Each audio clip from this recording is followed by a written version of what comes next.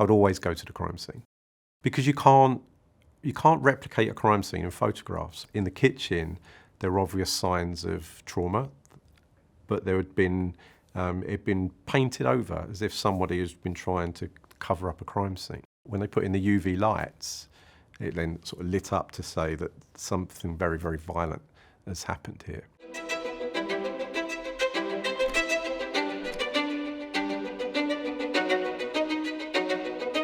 I grew up on a council estate and I was surrounded by quite a lot of crime. When you're a kid in that sort of environment, you see things, you do things.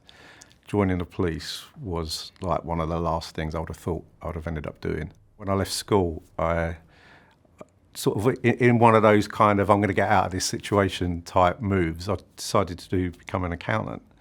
And I was training doing that, and it was so boring. I was so bored doing it that I felt like I need to do something else. And our office was backed onto the Old Bailey, and I could see the comings and goings. And it was around the time of IRA terrorists getting tried there.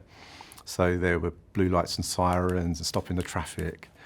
And I'm sat there trying to work out why two columns don't add up. And I'm looking out and seeing all this excitement, and I'm thinking there's got to be more to life than this. And then I saw an advert on the tube. I thought, no, I'm going to go for it. When I got posted, my first police station was actually to where I used to live, and I grew up and I went to school.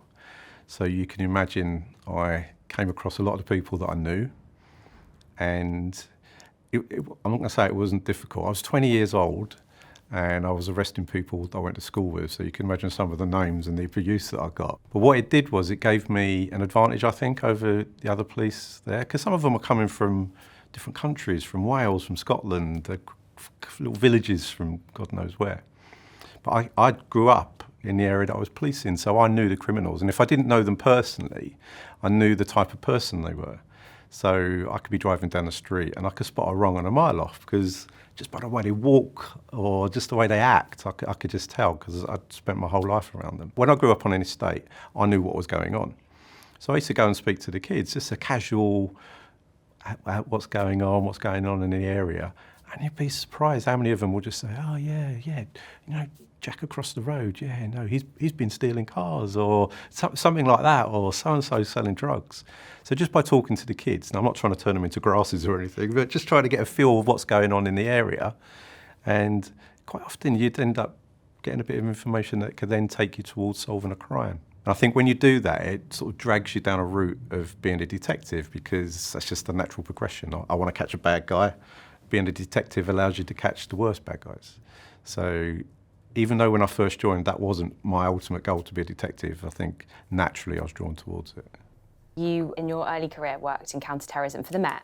Tell me a bit about how you ended up doing that and that experience. One of the biggest cases, and undoubtedly one of the most scariest cases that I dealt with, was it was an Al-Qaeda cell. And so essentially the way it came to us is we were working with MI5 and Special Branch. They would do like the follows, the surveillance, and we'd be behind them at a short distance. And if we needed to come forward to arrest, that was our job, to arrest, search, interview and all that. So we ended up starting this operation on this cell, this terrorist cell. We brought them into Paddington Police Station, and terrorists you can interview for 14 days. So we knew we were going to have them for a while. And in a garage of one of the people who had been arrested was a hard drive. And on the hard drive was something called the Gas Limos Project. And that was their words for this document that they'd put together. And it was the scariest document I've ever read in my life. And essentially it was their research, their reconnaissance and everything into a number of different plots they had, terrorists, to carry out these terrorist attacks. Now, to give you examples of some of the things that they had planned. So it was called the Gas Limos Project. And that's because one of the plans was to get limousines, fill them up with the sort of big gas canisters you use on barbecues, drive that under a building and explode it with the intention of then collapsing the building. So that was one of the plots. Another was to put a bomb on the underground system. I'm a South Londoner. This was a station near to where I grew up in Greenwich. The North Greenwich station is sort of under the Thames. The idea being that if that collapsed, it would then flood the whole underground system. Another was to derail the Heathrow Express at the point where one was coming towards another, so that they derailed, crashed into each other and obviously causing carnage. These were all plans that they had in the UK. And running parallel with that, they had some plans in America. And one of the bits of information that came back from one of the houses was the download of someone's phone. And they gave us the videos to have a look through to see what was on there. And the one I was interviewing, I was looking at this video that he had in New York, and we know that they'd been to New York to do the reconnaissance on the buildings out there. And he was filming across Hudson Bay, the river that goes through New York. And as he was filming across Hudson Bay, he's sort of panning across, and he stops, and it's the Twin Towers, and they're there. So we know it must be pre 9/11. And as he pans across, he stops, and you hear, and the hairs on the back of my neck went up. I was like, play that again. What have I just seen? And we played it again, and it was such a chilling moment to know that they were there in New York pre 9/11 and knew that this was going to happen, which made you really realise that these are serious people. These aren't playing. These are like really, really in the know when it comes to Al Qaeda. So they're the kind of people that you're interviewing, and it's quite scary what they had planned. And you, one of the officers who responded to the 2005 London terrorist attacks. What was that experience like, and what do you remember of that day? So we were on call. It was a Thursday morning, and it was quite early. We were in our office, and on the news, some bits came through that there was something going on the underground. And I think they were reporting it as like power surges or something. And then we get a phone call to us saying there's been a bomb. And then we get another few phone calls saying that there's multiple bombs. We were dispatched to Edgware Road, and we were the first ones from the anti-terrorist branch to get there. And we basically stayed there for 2 weeks. We never left once we got there. And our job was basically to deal with that crime scene, to make sure if there was any evidence there, that it would be taken, found and retrieved. Our first job was to remove the bodies of the victims. So we couldn't go straight down. There was some process you have to go through to make sure there's no secondary device, no chemical, biological, anything like that down there. So when we went down, we had 7 victims there. And it was really quite surreal. We had no idea at the time it was a suicide bomber. There'd never been any suicide bombings up until that point. So we were on the train, and I vividly remember seeing one of the victims who I thought at the time, and I remember saying, "Look at this poor sod." There was literally nothing left of them apart from what was wrapped around the innards of the train. And it was only a little while later we realised that was the bomber. So it was my job to retrieve what was left of his remains.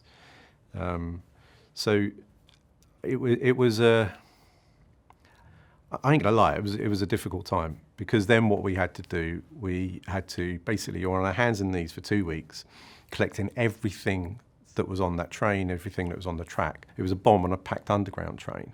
So you could imagine what we were finding there. So that was the most difficult thing to do in my career. I don't want to go into details of what we were finding, but I leave it up to your imagination of what we were finding down there. But on the second Sunday, we stopped what we were doing because the victims' families had come down to lay flowers to pay their respects. And that was the only time where it got to me, because we stood back and watched.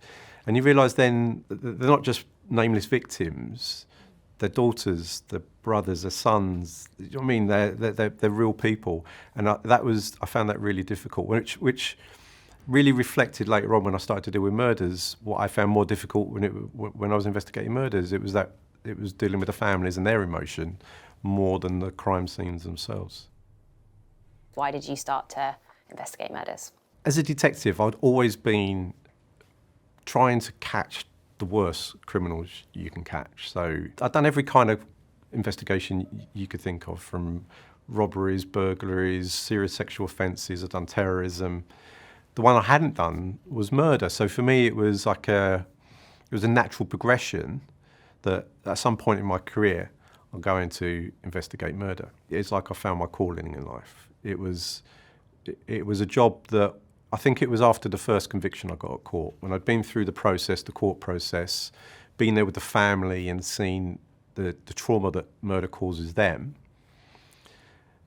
seen the pain that at that very early stage when you're with them and they've just found out that their loved one has gone, from that very early stage, and you're on the horrible journey that is the investigation, the court process and everything that goes with it. To be there when that guilty verdict come in and see how that impact that family, for me it was like, I can't do anything else now. There's nothing in the police that's going to replicate doing this to get that job satisfaction, that personal satisfaction of helping that family. And when you approach a murder investigation, how do you begin? Where do you start? The simplest thing when you're starting murder investigations, there are questions that you need to answer.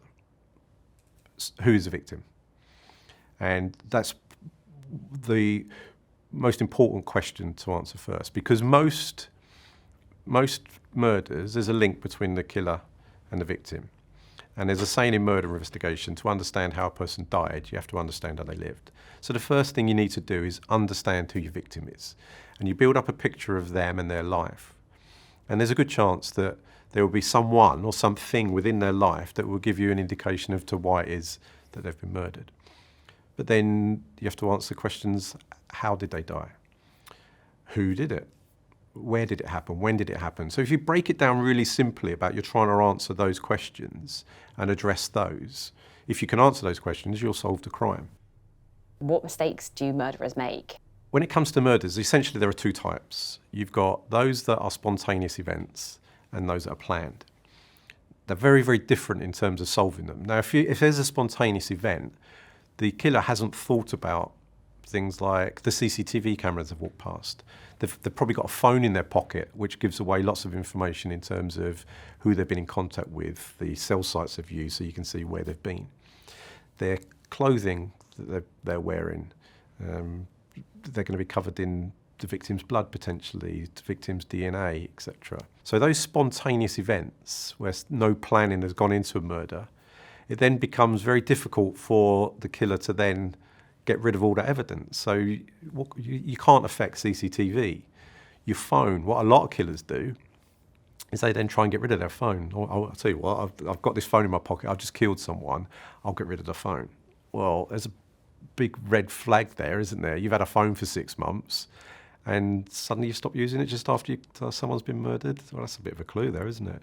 People get caught because everywhere we go nowadays, we leave a footprint behind us, be it CCTV, phones, people seeing us, our card usage, whatever it is. And you can't cover that up afterwards.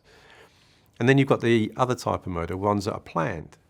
But then even those people that plan it, their planning can give them away.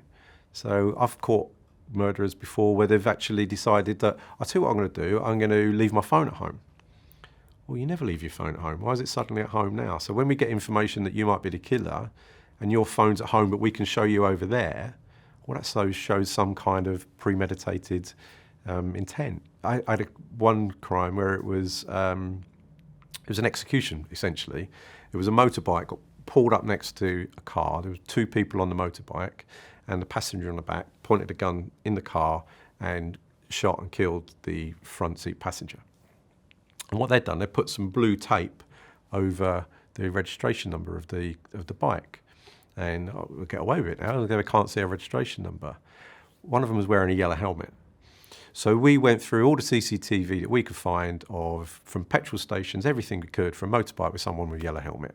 And lo and behold, we find it coming out of a petrol station, having just filled up with petrol, no blue tape, we see the registration number. They think they're clever, but I think often they underestimate what the police do and what they can do. Did you, during your time investigating murders, often go to the crime scenes themselves? I would always go to the crime scene because you can't replicate a crime scene in photographs or on videos. You have to go there to sort of live and breathe it. Unless you're in it, you can't understand it. And when you're in there, so one of the things I used to do that I found really, really helpful at a crime scene, is just to stand and look. When you go to a crime scene, especially those early stages, it can be chaos. There's lots going on. But sometimes the best thing you can do, the most productive thing you can do is just stop and just look and just try and take in what it is you're seeing. What can I read from this crime scene, be it the blood distribution, the way the victims acted, the way the suspects acted, what is going on in the room? Is there something overturned? Is there a drawer open? Anything you can read in the room to try and give you a clue, an understanding of what was happening at the time the murder happened. And you can't get that from photographs. You have to actually be at the crime scene to do that. Are there any crime scenes that you can kind of still really remember? I never found crime scenes difficult to deal with. Not the physical side of it, the blood, the bodies and all that kind of stuff. That never affected me, apart from one, and that was when it was children. When you see a parent that's lost a child and you're sat with them, everything inside you just wants to say to them that we're going to solve this for you. We'll catch them. You can't do that. One time I did. I was sat opposite this family, a really lovely family. Their son had just been murdered, and I found myself saying to them, "We'll get them." And as soon as I said it, I wanted to put the words back in my mouth, because I can't promise that, because I don't know, I can't guarantee. But I was so caught up in their emotion, so caught up in their trauma, and what I wanted to do was cuddle them and just say, look, we'll make it all right. But the words came out, we'll catch them. Thankfully we did. You worked on the murder case and investigation of Sian Blake. Can you tell me a bit about that case? What happened? When you're on a murder investigation team, it's not just murders that you deal with. There are other things, including high-risk missing people. We were on call. It was just after Christmas. I think it was January time, and I was aware because of in the press and the media, there was an EastEnders actress, Sian Blake. She was born Sian, but she called herself Sian, so out of respect, we call her Sian. And she'd been missing, and with her 2 young children. So I was aware that this was going on. Then a call came in to us as the murder team to say, look, that we've got real concerns that some harm may have come to them. And it came in on a Saturday. And although you're aware of what's going on, you don't really know the details. And when I saw the report and when we saw what was going on, we all were like, this isn't right. This isn't just a missing persons case. And I think one of the big things for us was that Sian had motor neuron disease, which meant that she could really just about look after herself. And what had happened is the police had gone there as a welfare check, and her husband had said that she had left with the 2 boys, Zachary and Amon, and that she had needed to get some space or see some friends or something. It just didn't sit right. She couldn't look after herself. How could she look after herself and these 2 young boys? So we decided that we were now going to treat it as a murder unless proven otherwise. So we went back to her house, and a colleague of mine went in, and one of the first things they noticed was in the kitchen there were obvious signs of trauma, but there had been it had been painted over as if somebody has been trying to cover up a crime scene. When they put in the UV lights, it then sort of lit up to say that something very, very violent has happened here. So from that moment, we were convinced that Sian had been murdered, because when you look at the circumstances, when you look at gone in the kitchen, it was almost certainly that some harm had come to her. But what about the boys? I mean, why would a father hurt the boys? So we always had this hope that he'd put them somewhere. So we were trying to, where would he take them? We went to his mum's home. They weren't there. We were trying to find where he was, where the boys were. And then I think it was the Tuesday morning, so about 4 days we'd been investigating this, going through the home, etc. Got to the point of searching the garden. And we brought in cadaver dogs, human remains dogs. And they started to make some indications in the garden, which meant we then had to excavate the soil. And yes, it takes a long time. You're not just digging a hole. You have to take things out very, very slowly. So we were back at the police station, and then we get a phone call came through from my colleagues at the scene saying they'd found a grave, and in the grave was Sian and the 2 boys. And I think for me, it was probably one of the lowest points of my career. To have that hope that you have that acceptance that something's happened to Sian, but you have that hope that not the boys. Why would he hurt the boys? But when we got that phone call, it was horrible to know that he had done that to them. And then when the post-mortems happen, and you see the way in which they were killed, and that the last thing they would have seen is their dad brutally attacking them in the way he did was awful. But then it comes down to, as bad as that is, I can do something positive here, and it was my job to catch him. And I knew from looking at CCTV and looking at his phone that he'd fled to Africa. Because it was such high profile, the fact he'd gone to Africa, that allowed us then in there to start to get information from mostly ex-Brits in Africa who saw him on New Year's Eve. He was partying.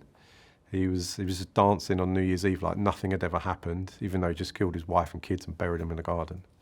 But what that allowed us is to sort of then hone in on him, and eventually I got the local police to go there, and he was arrested and brought back to the country, and he pleaded guilty to their murders, and rightly so, was given a whole life sentence, so he'll never get out of prison.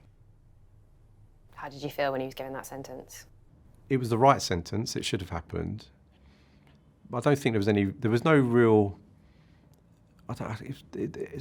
sometimes you'd be at these trials and you feel this sense of satisfaction that justice is served. It doesn't feel like it ever was because there was no trial. You never got to see his side of it. Why did he do it? What made him kill his wife and kids in that way? So it was it felt like a bit of a hollow justice for us, I think. Certainly for me, anyway. How much do your personal feelings come into dealing with potential murderers? I mean, do you ever feel strong feelings of like anger towards them, I suppose? You're dealing with people who are prepared and have committed the most despicable acts. Taking someone's life. There's no worse crime than murdering someone, taking their life. And you feel, on a human level, you can't not feel something towards them because of the professional way in which you work. Certainly for me, I was able to channel that into determination. When you're investigating a murder, it can have a real impact on you and your life. So murder isn't a 9-to-5 job. You don't turn up and you say, oh, it's 5 o'clock now, we need to go home. Well, no, you keep working, you might be working till 2 o'clock in the morning and then you're back in at 7 and you might do that for weeks on end.